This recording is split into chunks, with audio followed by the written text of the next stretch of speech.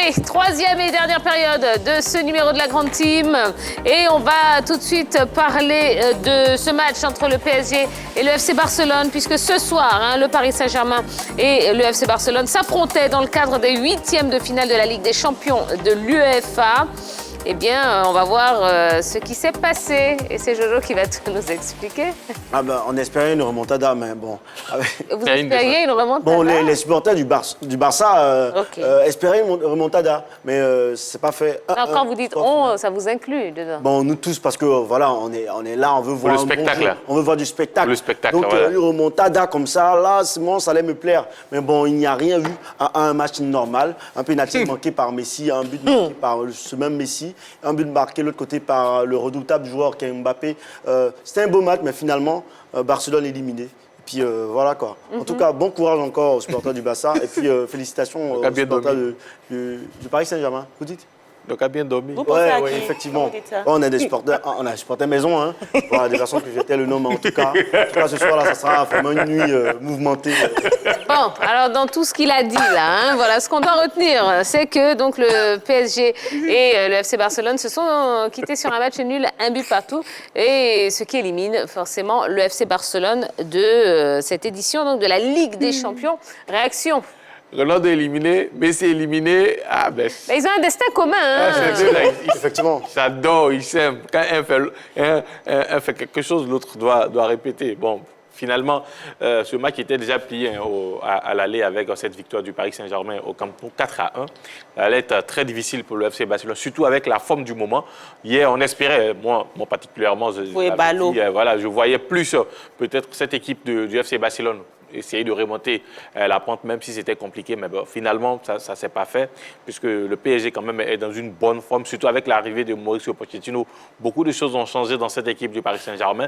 Et malgré même l'absence de certains joueurs cadres, notamment Neymar, on a vu une équipe du Paris Saint-Germain très solide à l'aller. Comme on retrouve sur ce match-là, ils ont été suffisamment concentrés et finalement, ils obtiennent une qualification méritée. Je ne suis pas surpris du résultat. Je l'avais dit que l'équipe du Paris Saint-Germain allait se qualifier au regard de ce qu'elle a pu démontrer lors du match aller face à l'équipe du FC Barcelone. À l'extérieur, elle allait battre cette formation barcelonaise 4-1. Et je voyais difficilement le Barça mourant ces derniers temps venir réaliser une remontada. Je pense que les années de la remontada sont véritablement revolues. Bravo à cette équipe du Paris Saint-Germain qui l'a gravi encore les échelons. On voit là quelques actions de cette rencontre et ça montre tout simplement que c'est une formation du Paris Saint-Germain qui est en train de gagner en confiance et de monter en puissance dans cette Ligue des Champions.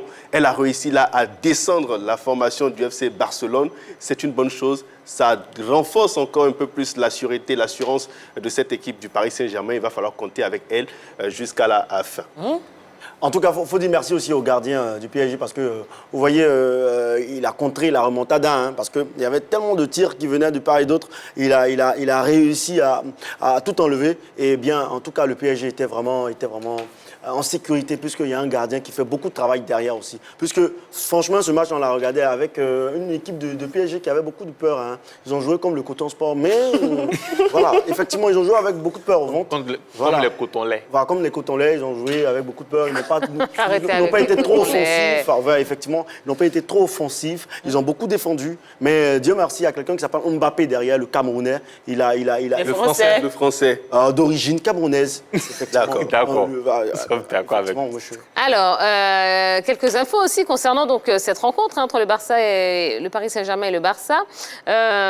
C'est le premier penalty raté pour Messi depuis 2015. Wow. Ouais. 2015, en Ligue des Champions. Et c'était contre Manchester City. Il fallait que l'histoire se répète, effectivement, ce soir-là. L'histoire s'est répétée. Les pénaltys manqués par des grands joueurs, des icônes à cette table d'une compétition internationale. Franchement, moi, en tout cas, si j'étais l'entraîneur du Barça, je n'allais pas mettre Messi sur ce coup-là. J'allais mettre le gardien ou bien quelqu'un, un défenseur. Parce que les grands joueurs ratent toujours les pénaltys à cette étape des grandes compétitions. En tout cas, C'est mon avis. Bon, Jojo est en roue libre. On a vu Drogba. Vas-y. Ça marche. Est en roue libre. Effectivement, on a vu Drogba, on a vu Cristiano Ronaldo lui-même. Eto'o, on a vu plein de joueurs. Zidane même raté parce qu'il y a toute une pression d'un pays, des fanatiques de partout. Voilà, donc je crois que c'est on ne fait que rater les pénaltys du match. Ouais, ça a été le tournant du match puisque c'était avant à la fin de la première partie. Imaginons Barcelone prenne l'avantage 2-1. Par exemple, seulement il y avait un but partout entre les deux équipes. Si Messi réussissait ce pénalty-là, ça allait carrément changer les choses au retour des vestiaires. Heureusement pour le PSG, malheureusement pour le Barça, ce pénalty est passé. C'est pas rentré. Non, mais comment on peut expliquer ça quand même? Quand on s'appelle Lionel Messi. Lionel Messi. Souvent ça arrive. C'est la première fois qu'il rate des pénaltys. Non, mais d'accord, mais quand même, on est dans un rendez-vous très important. Il a la possibilité de mettre la pression sur l'équipe. Absolument. Comment est-ce qu'on peut rater une occasion pareille? Mais c'est la pression. Vous savez, aujourd'hui, Messi est un peu scellé du côté du FC Barcelone. Il est l'homme à tout faire et là, on sent tout de suite que le joueur est fatigué, il est cramé. Rappelez-vous en 2000. Est-ce que sa tête n'est pas ailleurs? C'est possible. C'est possible. Non, c'est moi, possible. je ne pense pas. Pourquoi pas? Il avait déjà manifesté le désir de vouloir partir. Hein. Donc on ne joue pas ce match alors? Non, mais ça arrive à tout le monde. Ça arrive à tout le monde, surtout même aux grands joueurs de manquer des pénaltys. Ça arrive à tout le monde, mais ça arrive assez souvent à Messi. En 2012, il rate un pénalty face à l'équipe de Chelsea en demi-finale, alors que le FC Barcelone avait un passif à remonter. On sait à la fin ce qui s'est passé, le FC Barcelone s'est fait éliminer par Chelsea. En 2015, pareil. Là encore, dans un match très important face au Paris Saint-Germain, où il a la possibilité de donner l'avantage à son équipe, il manque encore son pénalty. Ça veut dire que... Donc il n'a pas la chance des grands rendez-vous ou bien il ne supporte pas la pression psychologique.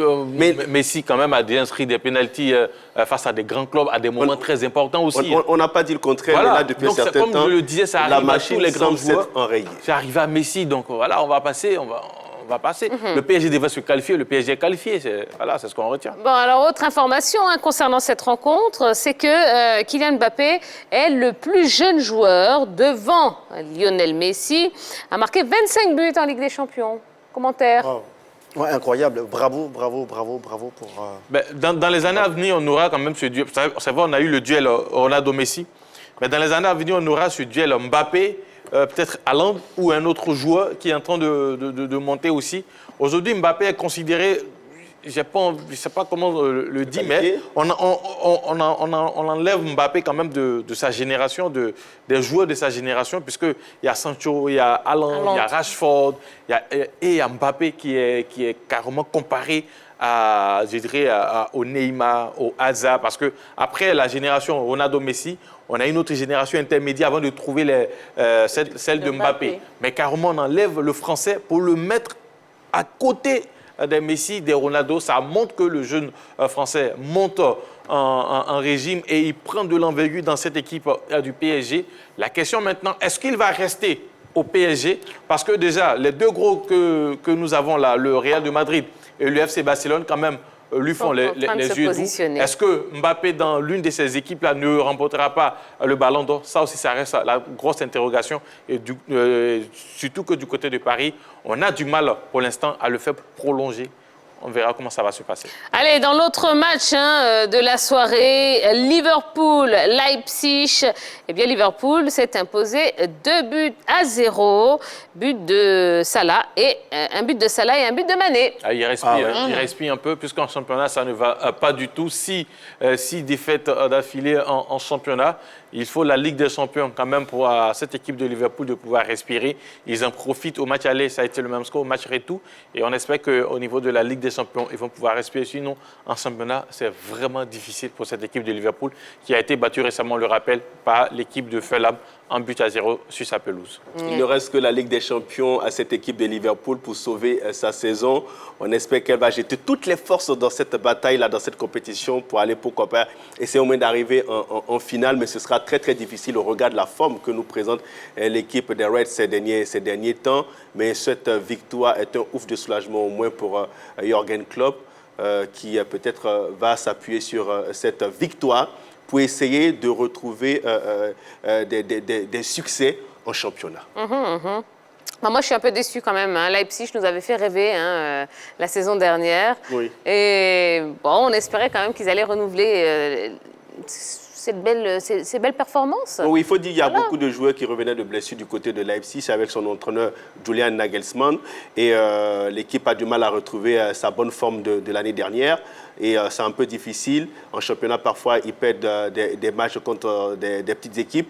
Bon, là, ils vont se concentrer sur le championnat, essayer de terminer parmi les 4 premiers pour revenir l'année prochaine. Et ben voilà. Allez, avant de nous quitter, une dernière information, et c'est du basketball, puisqu'on vous l'annonçait, donc premier match en retard entre la SOA et l'ABC. Eh bien, la SOA s'est imposée 46-39.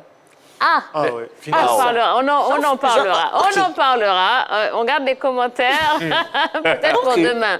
Voilà. Allez, c'est la fin de ce numéro de la Grande Team. On espère vraiment que vous avez passé un bon moment en notre compagnie. On va se retrouver demain, à 20h30, 22h, voilà, pour décrypter encore toute l'actualité sportive. Merci à la Grande Team. Merci Jojo. Merci Tika. Vous étiez... oui, je vous en prie, c'est votre travail. Vous étiez lumineux. Effectivement, c'est le travail. Effectivement, c'est le travail et puis la reconnaissance. D'accord, merci beaucoup. Allez, reposez-vous bien demain, même heure, même endroit, à 20h30 sur la 3. Bisous, bisous. Bye bye.